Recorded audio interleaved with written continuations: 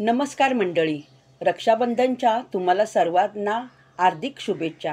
रक्षाबंधनासाठी खूप धावपळ चालू असेल ना, राखी व मिठाई घेण्यासाठी. जर तुम्ही घरच्या घरी जर मिठाई बनवली तर मिठाई छान झाल्याबद्दल घरचे कौतुक करतील आणि जास्तीची मिठाई खाण्याचा आनंदही मिळेल. तर अशी काही अगदी 15 मिनिटात आपण घरी मिठाई करू शकतो. ती पण योग्य प्रमाणाचे माप घेऊन न चुकता स्वादिष्ट मिठाई बनवता येते अगदी कमी वेळात. होणारी मिठाई बर्फी.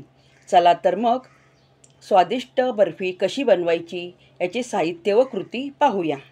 हे झालं. मैदा मिल्क पावडर बर्फी.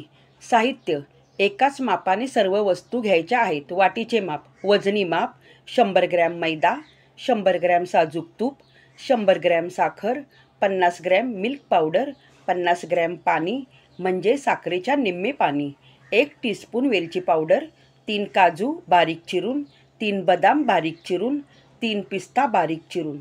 आता आपण कृती पाहूया. कढई गॅसवर ठेवून मध्यम आचेवर कढईत 100 ग्रॅम साजूक तूप घालून वितळल्यावर लगेच 100 ग्रॅम मैदा घालून 5 ते 6 मिनिटे परतून घ्यावे. ब्राऊन किंवा लाल भाजू नये.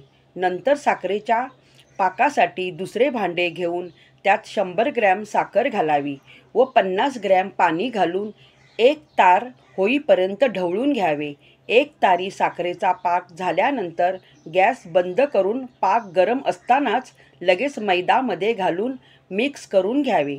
आता लगेच त्याच्यात 50 ग्रॅम मिल्क पावडर घालून मिक्स करावे व वरतून 1 टीस्पून वेलची पावडर घालून सर्व एकजीव करावे.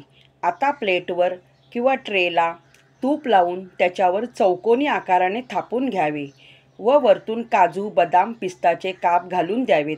थंड झाल्यावर आपल्या आवडीनुसार बर्फीला आकार देऊन काप करावेत. ही झाली आपली हलवाईसारखी बर्फी तयार.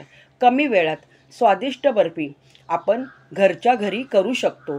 फक्त जसे माप दिले आहे त्याप्रमाणे माप घेतले तर बिलकुल न चुकता तुमची बर्फी परफेक्ट होऊ शकते.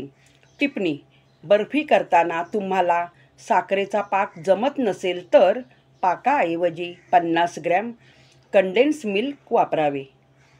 परतून घेतलेला मैदा व मिल्क पावडर घातल्यानंतर कंडेन्स मिल्क घालावे. कंडेन्स मिल्क घातल्याने बर्फी खूप स्वादिष्ट होते. रक्षाबंधनच्या तुम्हाला सर्वांना हार्दिक शुभेच्छा.